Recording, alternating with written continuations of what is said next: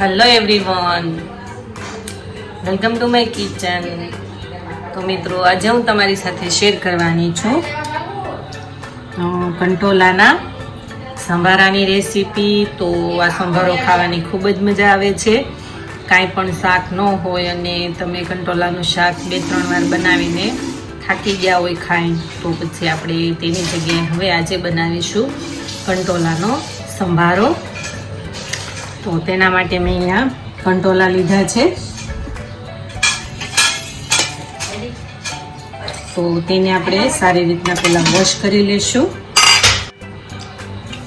આ રીતના વોશ કરી લેવાના છે.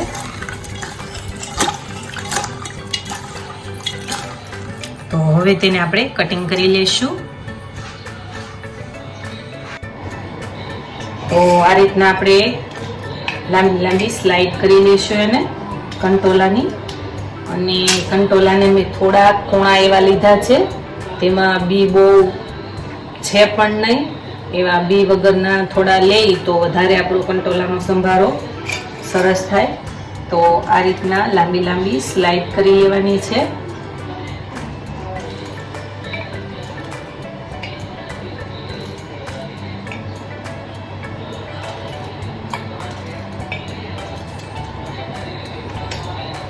તમે જોઈ શકો છો કે આ રીતના આપણે સ્લાઇડ કરી છે. તો બધા જ કંટોલાને આ રીતના આપણે કટિંગ કરી લેવાના છે.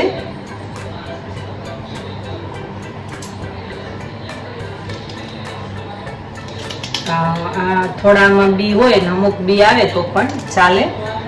જેમ બને એમ આપણે થોડા સંભારામાં એકદમ કૂણા એવા કંટોલા લઈ તો વધારે આપણો સંભારો ટેસ્ટી બને છે. તો મિત્રો, તમે જોઈ શકો છો કંટોલાને આ રીતના આપણે લાંબી લાંબી સ્લાઇડ કરી લીધી છે.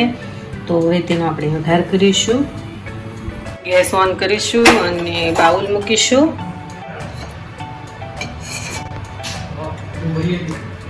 ત્રણ ટેબલ સ્પૂન જેટલું તેલ એડ કરીશું.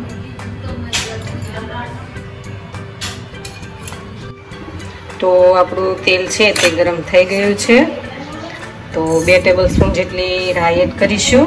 મોટી ચમચી હોય તો 1 ટેબલ સ્પૂન, નાની હોય તો 2 ટેબલ સ્પૂન. 1 ટેબલ સ્પૂન હળદર પાવડર એડ કરીશું.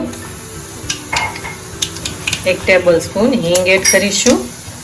કંટોલા એડ કરીશું. મરચાં આ રીતના મેં 2 નંગ જેટલા કટિંગ કરી લીધા છે, લાંબી લાંબી સ્લાઇડ જેવા, તે એડ કરીશું.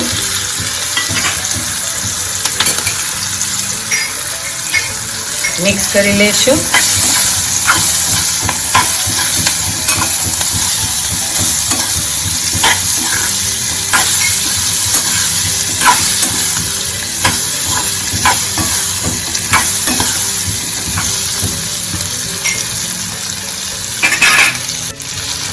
સ્વાદ અનુસાર મીઠું એડ કરીશું.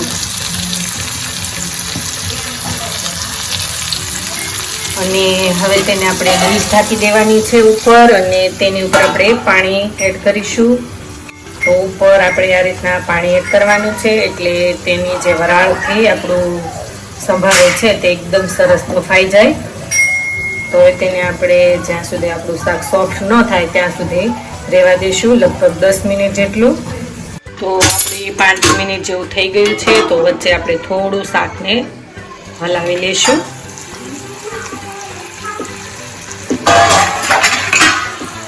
આ રીતના આપણે સંભારાને મિક્સ કરવાનું છે. તો તમે જોઈ શકો છો કે આપણો સંભારો છે નીચે બેઠો પણ નથી. આ રીતના સંભારો બનાવો તો નીચે આપણું જો એ સંભારો છે તે દાજી ન જાય. હજી આપણે તેને 5 મિનિટ સુધી રહેવા દઈશું, જેથી કરીને આપણો સંભારો છે તે એકદમ સરસ બફાઈ જાય. અને મીડિયમ ગેસની ફ્લેમ ઉપર જ કરવાનો છે. તો હવે આપણું 10 મિનિટ જેવું થઈ ગયું છે. તો આપણે ડીશ લઈ લેશું.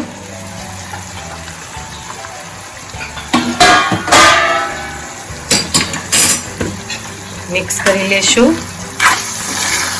તો તમે જોઈ શકો છો કે આપણો સંભારો છે તે એકદમ ચડી ગયો છે. આ રીતના આપણે ચેક કરી લેવાનું. તો 2 ભાગ થઈ ગયા ચમચાના મદદથી. તો હવે તેને આપણે ખુલ્લું 1 મિનિટ સુધી રહેવા દઈશું.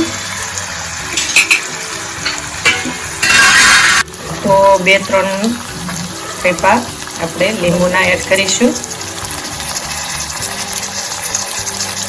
1/2 ટીસ્પૂન ચટણી પાવડર એડ કરીશું. ધાણા જીરું એડ કરીશું પાવડર. મિક્સ કરી લઈશું. હવે ગેસની ફ્લેમ છે તે આપણે ઓફ કરી દઈશું અને એક બાઉલમાં ટ્રાન્સફર કરી લઈશું. અને હવે ઉપર થોડા આપણે ધાણા એડ કરી દઈશું. તો અહીંયા મેં ધાણા એડ કરી દીધા છે. તો તેને મિક્સ કરી લઈશું. ગરમ છે હો, ધીરે ધીરે.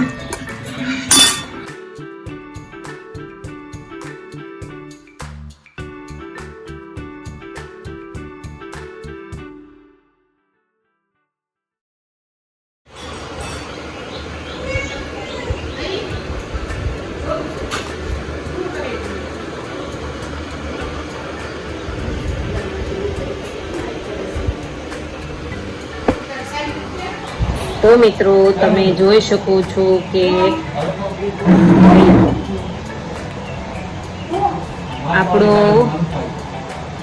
કંટોલાનો સંભારો છે તે એકદમ સરસ બનીને એવો રેડી થઈ ગયો છે. તમે જોઈ શકો છો કે તે લુખ્ખો પણ ખાઈ રહી છે મારી બેબલી. તો તેને તમે લુખ્ખો પણ એમનેમ પણ ખાઈ શકો, રોટલી ના હોય તો પણ ચાલે. ખૂબ જ ટેસ્ટી અને સ્વાદિષ્ટ એવો બન્યો છે. તો મિત્રો આ રેસીપી ઘરે બનાવવાની પણ જરૂર ટ્રાય કરજો. ખૂબ જ ટેસ્ટી અને સ્વાદિષ્ટ એવી લાગશે. અને મિત્રો હવે આપણે નવા વિડીયો સાથે ફરી મળીશું. વોચિંગ.